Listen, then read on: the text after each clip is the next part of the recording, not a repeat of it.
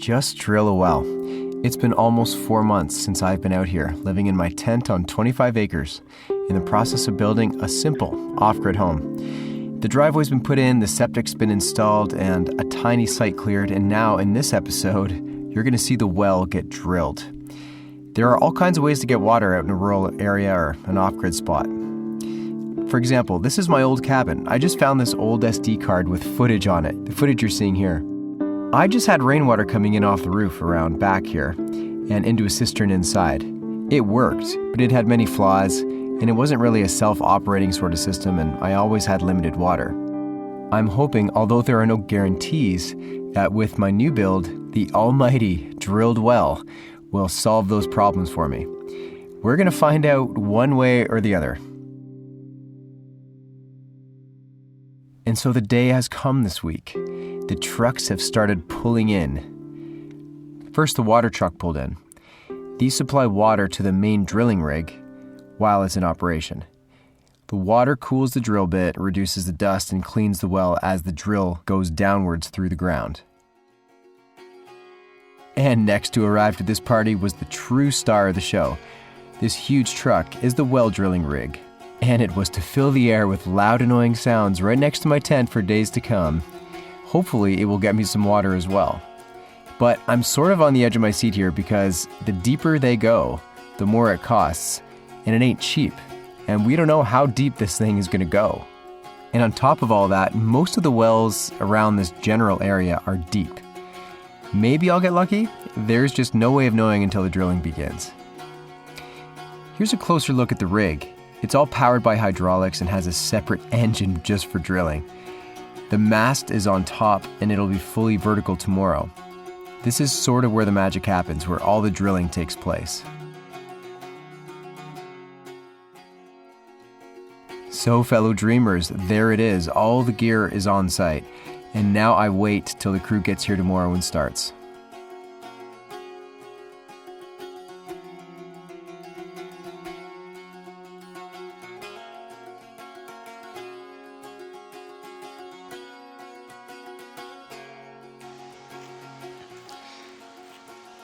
So here we are. This is the day before the trucks drill a well. They're gonna drill right here, right over here, where that rock is actually.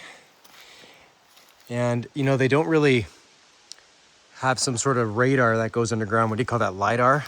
And looks for kind of streams or veins of water, aquifers way underground, excuse me. But they just kind of say, all right, where do you want the well? And I was like, well, somewhere over there, because the house is going to be here. And actually the bathroom and the water inlet to the house is going to be back there. So it's going to be nice and close, which is what we want. And, oh my goodness, who do we have here? A little painted turtle. Turtles really like my spot. Hey, buddy.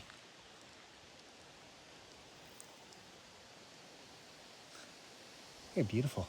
Look at you. Well, there's no way I can keep this turtle here with the well being drilled tomorrow. So we are going to move this turtle. It's small enough. I think I could do it with one hand. We're gonna find out. Hey, buddy. Yeah, let's go. We're gonna go all the way up the driveway. Ooh, you got sharp little claws. Ouch. You're going fast. I'm just trying to help you, buddy. Trying to help you. Let's get you out of here.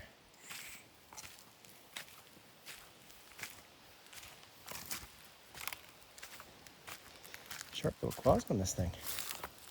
Just sort of adjusting my grip so the claws can't get at me.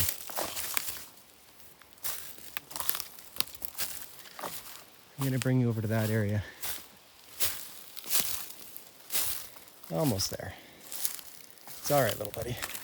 So I found it on a rock, like an exposed piece of bedrock. So I'm gonna put it back on an exposed piece of bedrock. Come on.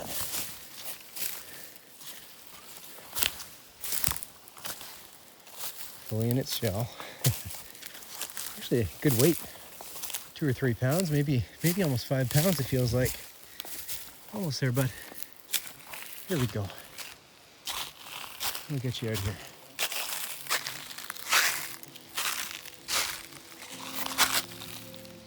There you go. Find your way, friend. You know, it's about to get really messy around here, so I thought I'd show you just my favorite parts about being out here for a minute before we start. The solitude.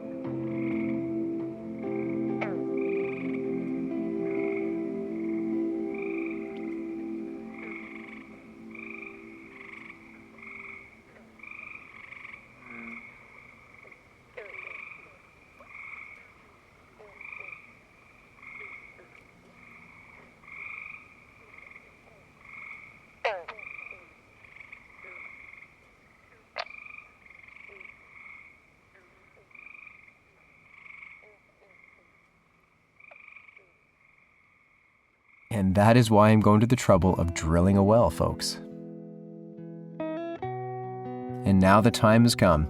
I'm excited about the prospect of having a beautiful well on site for great water, but I'm also praying it's not going to be too deep. And up goes the mast, just as I say that.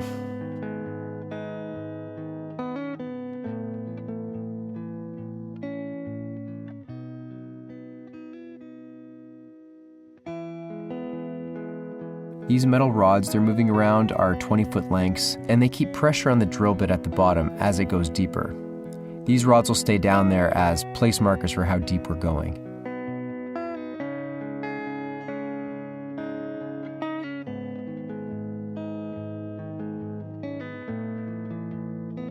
There was lots of prep to do before the well was actually drilled.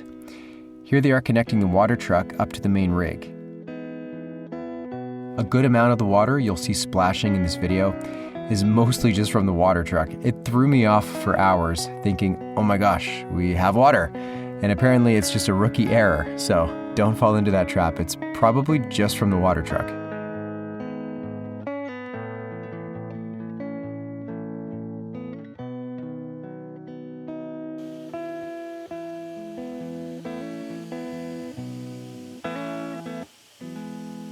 And finally, after all the prep was done and all the little gremlins were dealt with on the truck, they got the rig in place to drill. I was on the sidelines hoping for a shallow well, but I would rather be helping these guys out. But here I was, regardless, a day I'd been thinking about and saving up for a long time. It was finally here.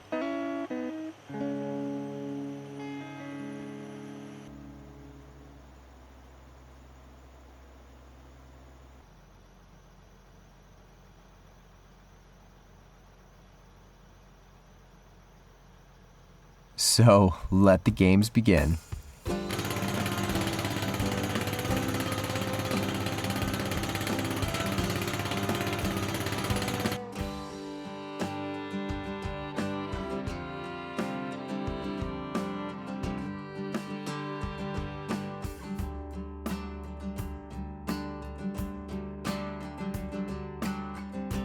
What are we actually drilling into down there anyways? Usually it's not some isolated magical cavern full of pristine water. More often than not, rain and snow water soak through the soil to a depth where all the cracks in the rock and all the spaces between the grains of sand are totally filled with water. These are called saturated zones, and when a well is drilled deep enough, it hopes to intersect one of these things. In a place like mine though, with a lot of bedrock, there are few pores down below, so water is stored mainly in cracks and fractures. Think of it like water filling countless pores and cracks in the rock, and all that surrounding water is collected and finds its way into the well.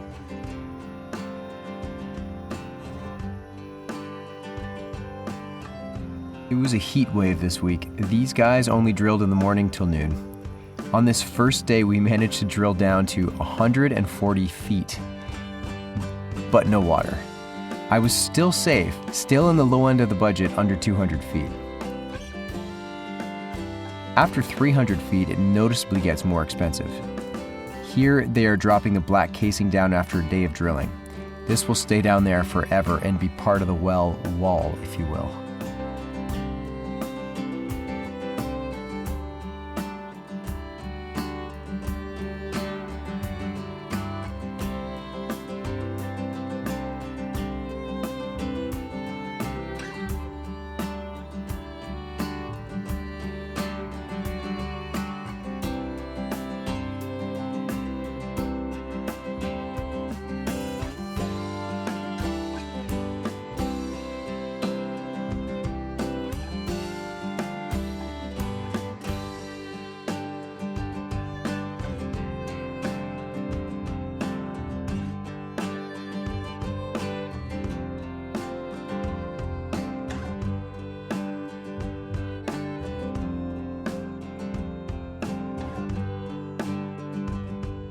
After they left, the heavens decided to open up and I got some pretty awesome thunderstorms.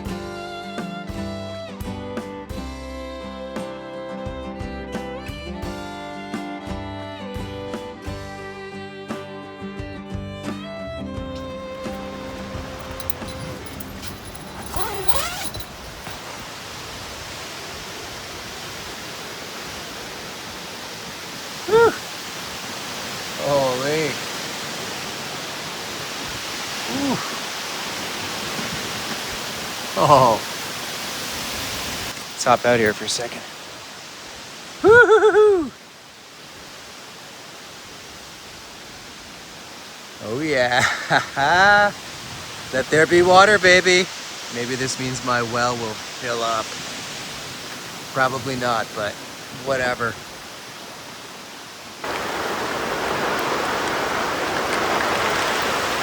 Oh yeah, coming down good. Woo-hoo.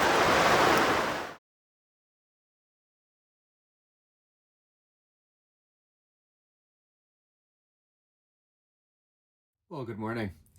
I thought I'd get some guitar in before the well starts, the drilling starts again for the well. And we've so far reached 140 feet. Now it gets more expensive the more you drill down. So I'm hoping 40 more feet. If we can say 200 or under, we'll be good, because that way I won't break the bank. If we go up to 300 feet, that's too much money. I mean, I can pay it, but like it's at the upper end of this whole budget. So we're hoping today, and I have no idea, and they have no idea. Like nobody knows how deep this thing's gonna be. So this is the only time I had to kind of talk, because it's going to get really loud in a few minutes here. But it's been sticky and hot and nasty out. Like, I'm actually going to get a fan. I'm going to get my fan from storage and plug it into this thing and test that, because it's too hot in here. Anyways, that's the latest here. They're about to start and we have no idea how deep this thing's going to be. Hopefully it's going to be another couple centimeters, but it's probably going to be another 50 feet. We'll see. We're going to find out today though. And that will give me a good idea of how much I'm about to drop on this thing. Drop down the frickin' well, if you know what I mean. Here we go. And so we begin. Day 2. Can we keep this well shallower than 200 feet? I really hope so, but we're going to find out one way or the other today. These sped up segments show you that 20-foot rod going down into the hole. Keep an eye on it. Once that rod bottoms out, it stays down there, and they grab another one and push that rod down and just continue on the process.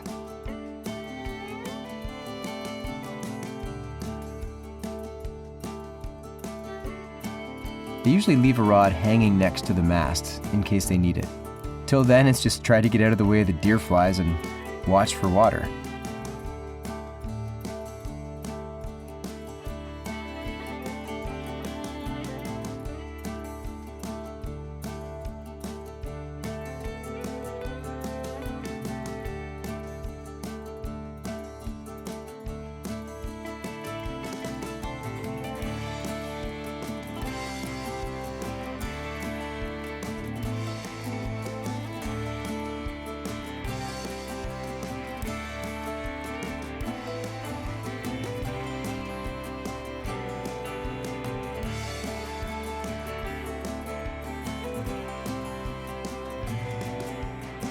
In these shots here, the well is inching towards about 200 feet.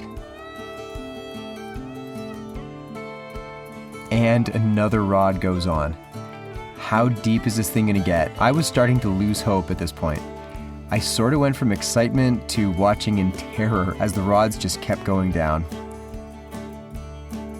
Little bits of water were coming out, but some was well water and most of it was just from the truck.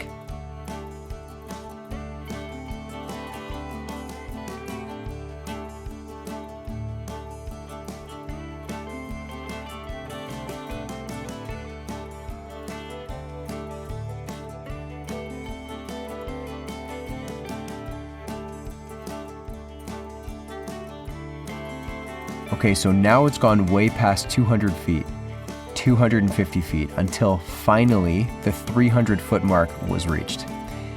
But was there even any water? We'll find out. The well cap went on and the guys came around to drop a stone down and gauge the depth. If you listen really closely, you can hear the rock hit the water way down there. I played with the volume and turned it up when it happened.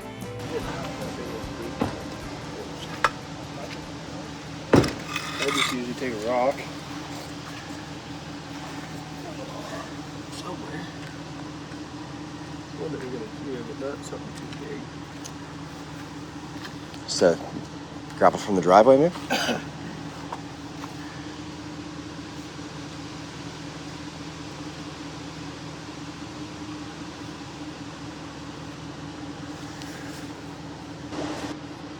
She's way down there. Oh, wow. Yeah, I heard that too.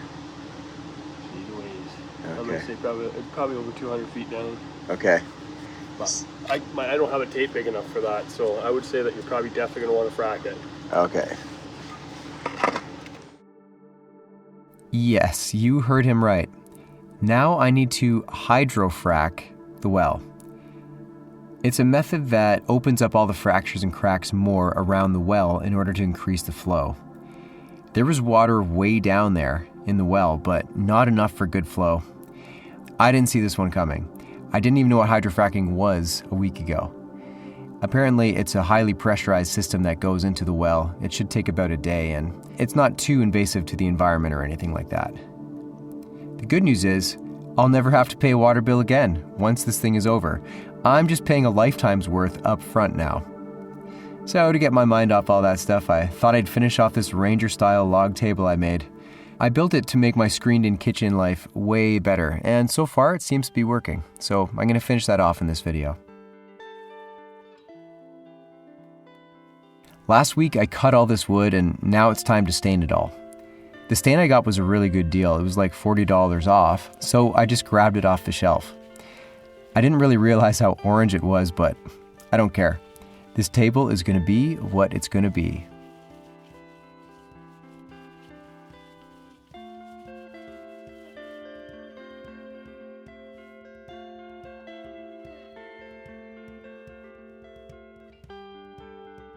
The cutting and notching was done pretty quick and dirty, I gotta say.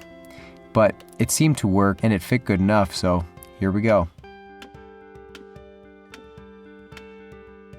So I spiked it all together with 8 and 12-inch spikes. It was tricky working in this tight space, but I would have just been harassed by deer flies if I did this outside. Plus, this thing is way too heavy to move, so it's gonna stay right here and it's gonna be built right here too.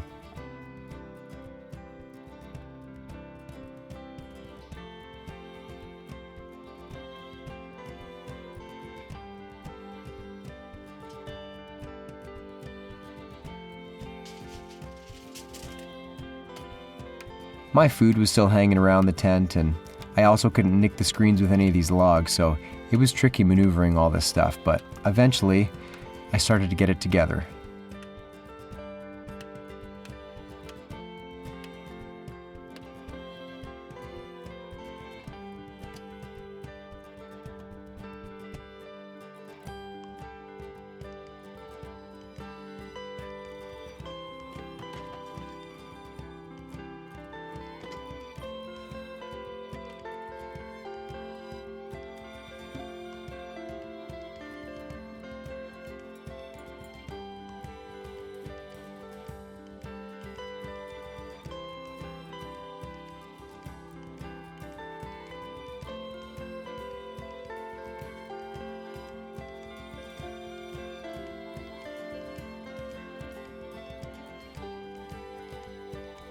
one last thing to cut. The little end pieces. If you remember from my previous video, I took out one full log from the tabletop to give myself more leg room when I sat down. This table is pretty low. So I kept the little pieces at the ends to cover the notches, and that's what these are here.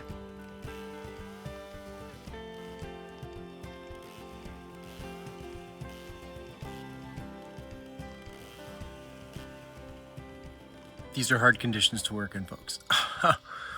I'm sweating, and if I take my clothes off out there, my shirt, I just get attacked by bugs. You gotta sit in here, but there's no airflow, and you're just sweating sitting here.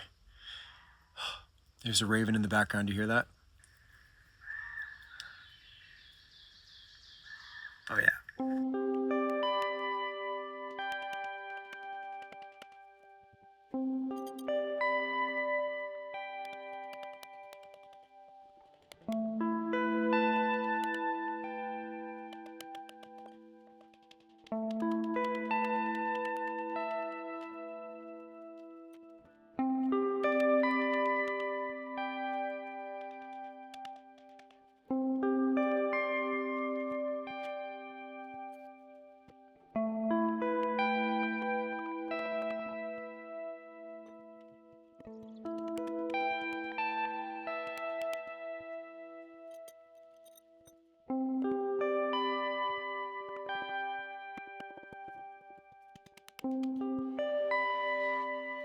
It eventually came time to plane the top. Again, not trying for perfection here, just good enough. Flat enough to last the summer and have some good food and some space to put my elbows and whatever else is in here.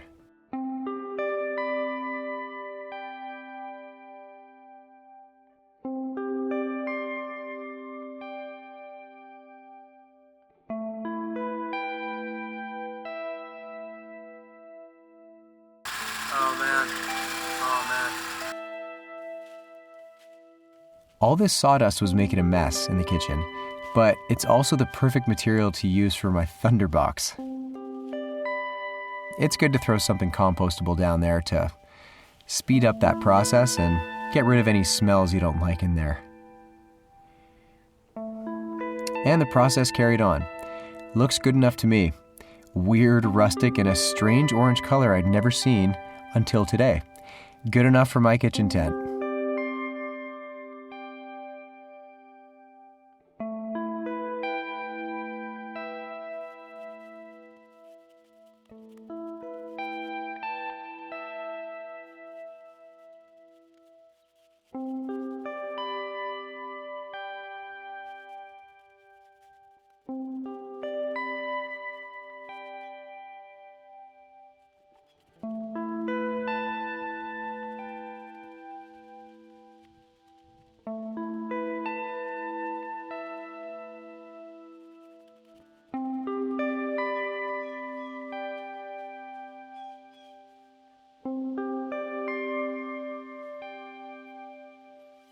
Well, folks, here's the table in action. Got some eggs happening here. I have a place to put all my stuff. And I got rid of this log so I can actually, it's still a low table, but I just used the biggest logs I had. So, you know, I can, it's comfortable enough. It's good enough. I'll take it. So I took out this one here, made life a lot easier. And I kept these little end pieces, you know. You can lean my arm just like that, you know. This is like a freaking 5-star hotel in here. Life is good. This is much better. If you look at my last video, you see what I was doing in here the whole time, and it was not fun. But this is pretty good, I would say. Yeah? Can't wait to eat. All right. Look at all the bugs. Do you see all these? Look at these. Oh, yeah. Bugs everywhere. At least they are outside. Well, my fellow dreamers, summer is in full bloom. We've come pretty far, and it's that time now to see if I can get a friction fire going, and I'm going to respond to your questions you left me in the comment section.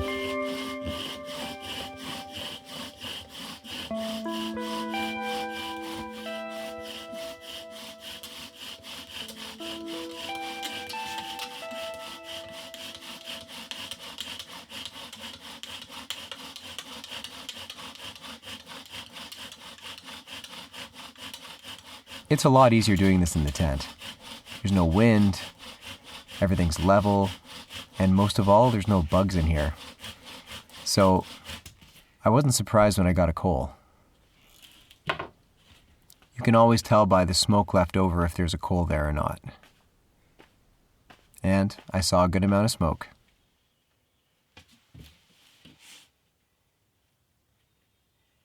But of course, I wasn't out of the woods yet. I had to give this thing the right amount of tinder, the right type of tinder, and just the right amount of air to blow it into life so it catches the bundle I have in my hand.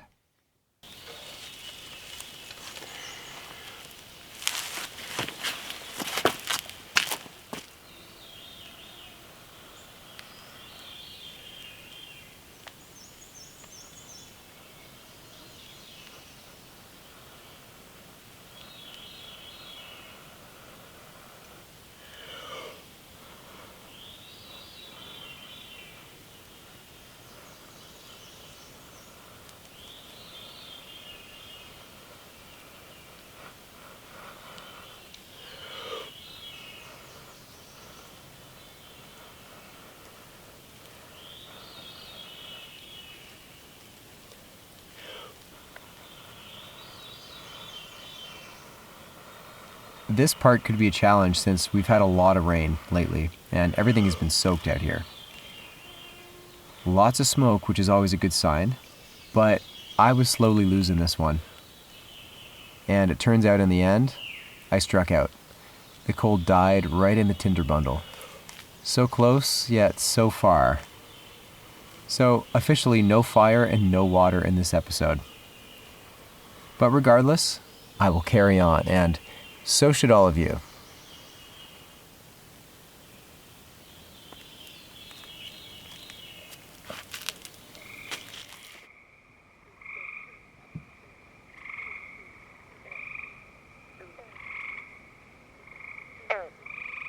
Good evening, folks. Welcome to a Q&A session. I have committed your questions and your comments to a fine birch scroll with fine ink, and I'm going to read them to you and respond to your questions you've asked. It's another beautiful night out here, and the frogs are singing, and the lantern is lit. Welcome to another meeting of the Midnight Society. Okay, here we go. Right into the comments. And as usual, at the end, I'm going to post my least favorite comment on the Thunderbox, which is basically a giant insult. And then I'm going to post my favorite comment and I'm putting those on birch bark. And the favorite comments are going to go into my house once it's finished. So, okay, here we go. First question. Oil Burner, O2 Oil Burner says, hello, I've been subscribed since day one. Cool. I love to see all the progress, and I like your positive attitude. I try. A couple of questions I have are, will your property dry out as the year goes on? I know you're near a bog. Second, how long will the mosquitoes be that bad? Keep up the great videos. Thanks for your questions. So the property definitely will dry out. It's drying out already. There's some wet areas around that'll always stay wet, like the bog. But in general, it's all getting drier. I started here in March. Was the tail end of winter. It was still winter full on. It was cold and like dry, puffy snow everywhere.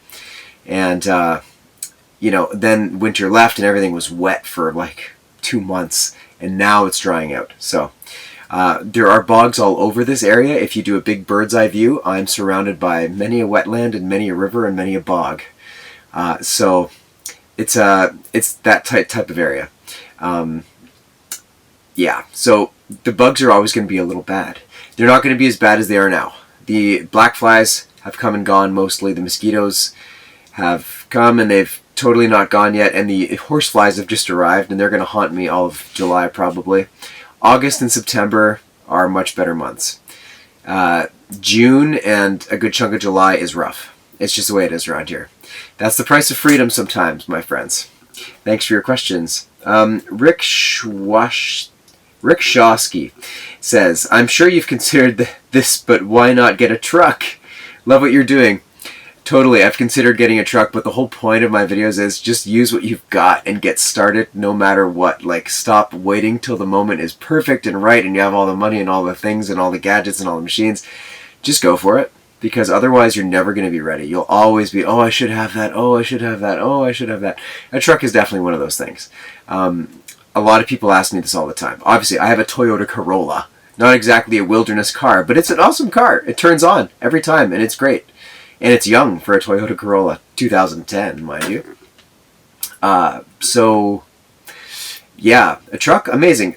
A truck, a backhoe, a tractor, plow, I don't know how it goes. I would love to have all these things, but I don't have the money for those things. I'm building a house. So, truck is the last thing on my list right now. I got a lot of other things to blow my money on, but I hear your point.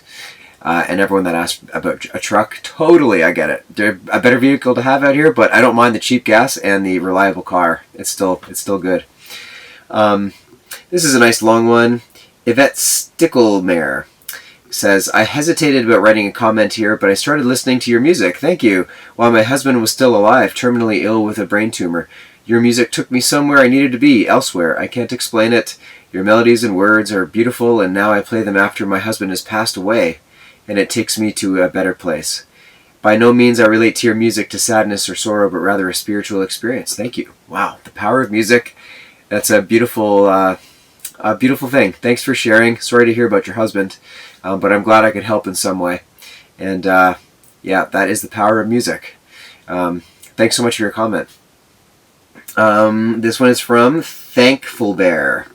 I believe you had mentioned you are doing your project in an unorganized township. If that is the case, can you spend a moment in your videos explaining what that means in terms of requirements for permits as compared to a typical municipality in Ontario?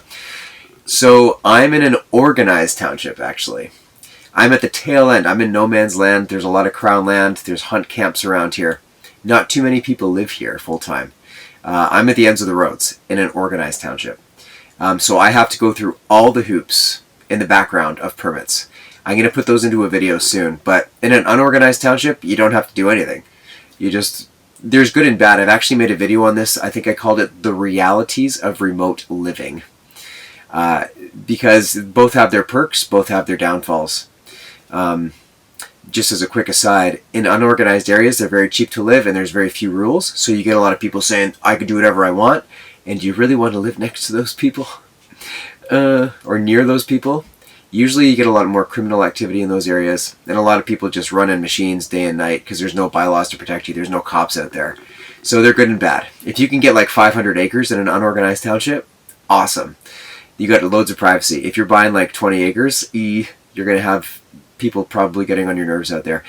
But it's a real gamble. There's no right answer or wrong answer. I explained it more in my video I mentioned, but I'm in an organized township and going through the hoops of permits, even though I'm way out in the middle of nowhere. Okay, last one here by Mud Wrastlin'.